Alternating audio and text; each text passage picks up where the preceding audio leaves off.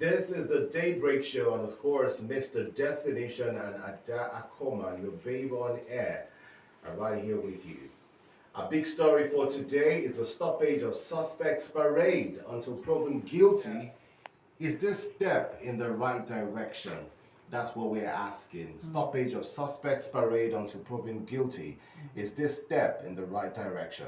The parade of criminal suspects by operatives of the Nigerian police force has been declared illegal and bereft of global best practices. And this was sequel to the directive by the Attorney General of the Federation and Minister of Justice, Latif Fagbemi-San, prohibiting the practice and calling on the Nigerian police to desist from parading suspects.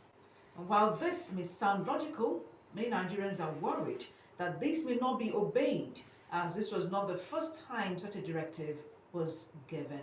And so you can be a part of this conversation by calling our phone numbers. Remember, the number to call is 0705 353 8929. And the question this morning is parading criminal suspects before proven guilty by the court of laws wrong or right? Well, we have a security expert in the studio. Before your calls start coming in, let's talk to our security expert, Dr. Steve Okwori, to enlighten us on this subject. Good morning to you, sir. Yeah, good morning. Thank you for having me. Thank you for joining us. Thank you. So let's go straight to it. This directive of not to parade criminal suspects, it's not the first time we're hearing such, but the Nigerian police are always flouting this order. Would it be different this time around? And what do you think about the order? What do you think about the parading of suspects before they are proven guilty? Yeah. This part of the world, let me start by saying that we hate compliance. You started by saying this is not the first time such an order or instruction is given, but we hate compliance. We don't like complying in this part of the world. Three things come to play here when it has to do with suspects when they are arrested. Number one, we have the policing system is global. We have international best practices, how things are done, right? So Nigeria as a country should not be an exception when it has to do with how police carry out their duties.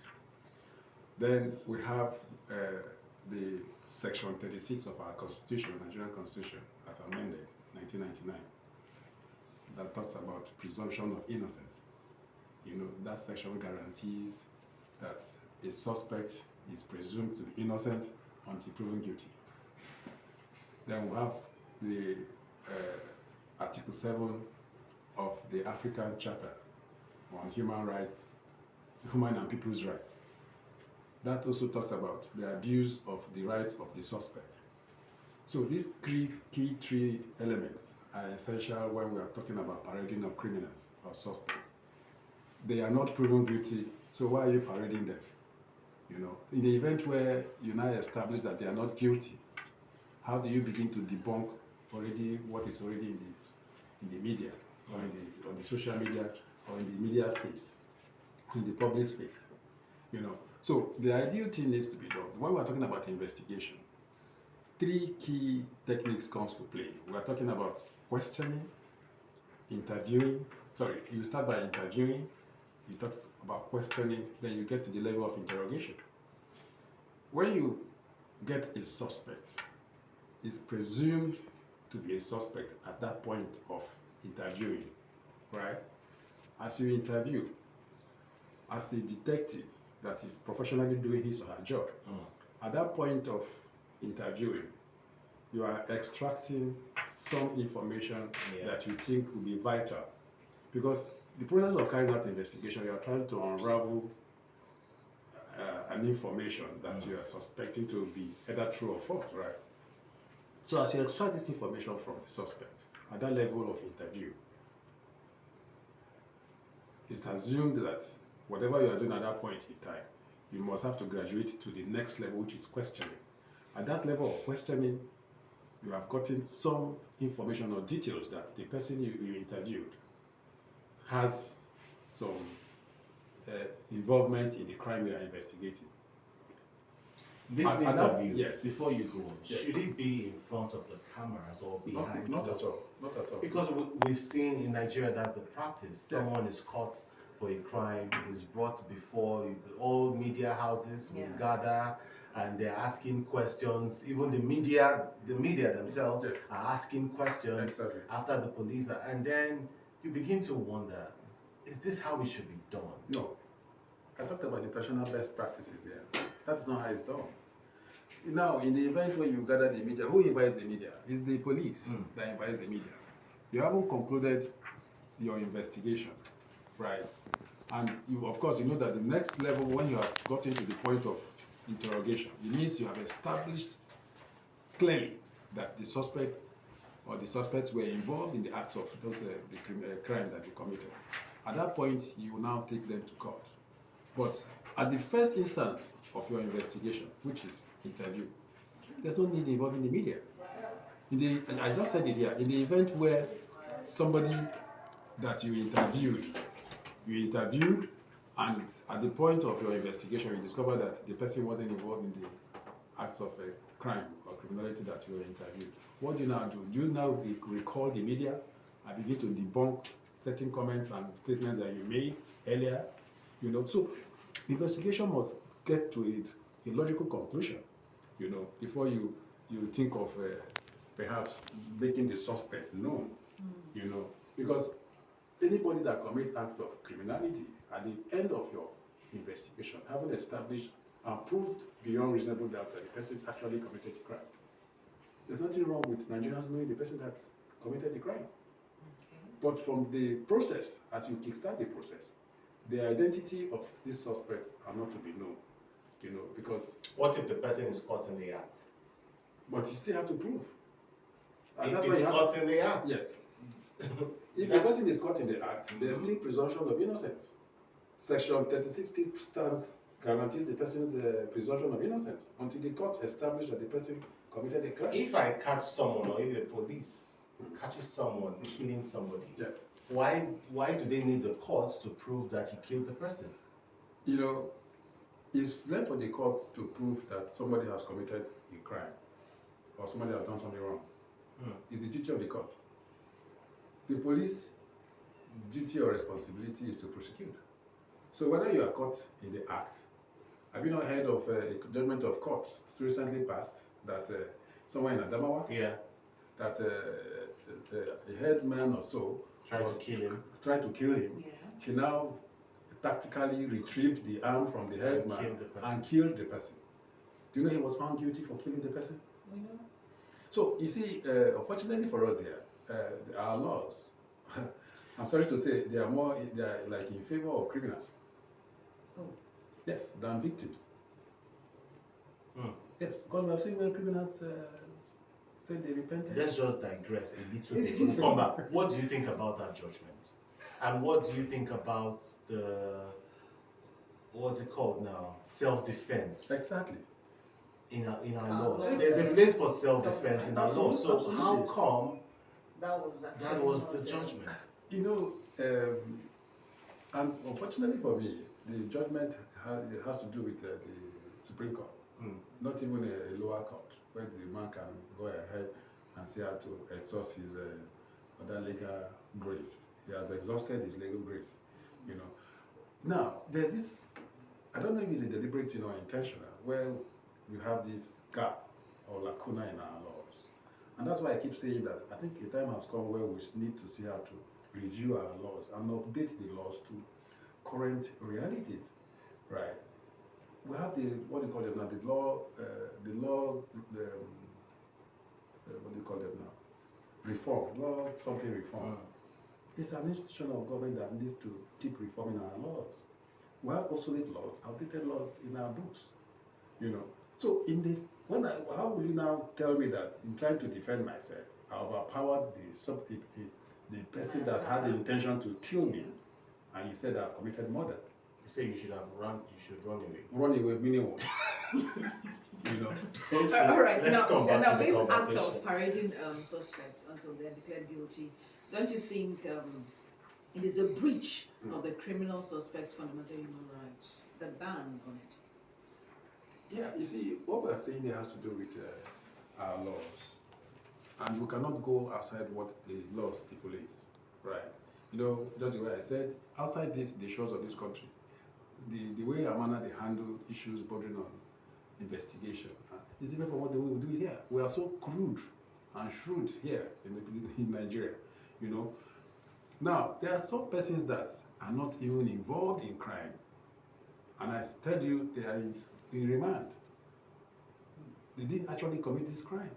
They've been paraded and all that, and they have sent them to awaiting trial. You know, and they keep remaining there, and that's why we have this congestion of prison. You know, so we must clearly establish. Sometimes in civilized society, suspects are not arrested until investigation is concluded. Yes, until you conclude your investigation and establish that the person actually committed the crime, then you go and pick the person. But here, we pick the person or group of people before you even commence investigation. You know, so What should be our main focus? You just talked about keeping people in prison without trial. Yeah. Should it be parading criminals or keeping people in prison without trial? Oh, we're talking about issues that is confronting us today. You know, how do we now solve the issues? And that's why each time I find myself in a situation like this, I opt for solutions to the issues, to the challenges. We have congestion of our prisons, which is already, as I speak to you, have over 3,688 inmates that are awaiting execution. They've been sentenced to death. Governors are not signing death warrants. We don't have hangmen anymore. The last time a hangman operated in this country was 2014. So we have about 3,688 inmates that have been sentenced to death. You know, and they're just there. The monetary inducement for hangmen is not encouraging. So they have decided not to take up the job of executing people. Let's use Abuja as a typical example. We are a city that is plagued with one chance. And a lot of people have died, a lot of people have been injured, lost monies. You know, it is devastating if you ever find yourself in that situation. And over again, we've seen the FCT Police Command parade these people. Yes. Some time ago, I think last month, some were even killed around Lube area. I don't know if you saw that. Yes, I did. Okay. But we've seen the police parade these people. And one way or the other, it has helped Abuja people to know the faces of those who are into this business. And also, it has also enlightened us on how to go about our business. So don't you think there's a positive side to parading suspects? Yes, I agree that there's a positive side to it. But in doing that, you mustn't go outside the rudiments. Which is international best practice. That's the way I said. You mustn't parade suspects until they are proven guilty, until you have clearly established it. Now, what is causing this problem now is because of the distrust between the citizens and the police, right? Because there's a trust deficit. Because we have this mindset that anything that gets to the police doesn't come out the way we want it or the way it's expected, right? Because at some point we want to believe that the police will compromise, right? So for the need for transparency. Exactly. So Nigerians don't have that trust, you know, with the police, you know, because they feel that, and that's why most of them believe in carrying out job with justice on perpetrators of this crime, like the one that happened along the way. You know, I know if we leave them to the police at the end of the day, they will still let them go, you know, and they will still continue in these acts of one chance activity. So the best thing for us, because it happens. Exactly, that's what I'm saying. We no longer have trust with the police.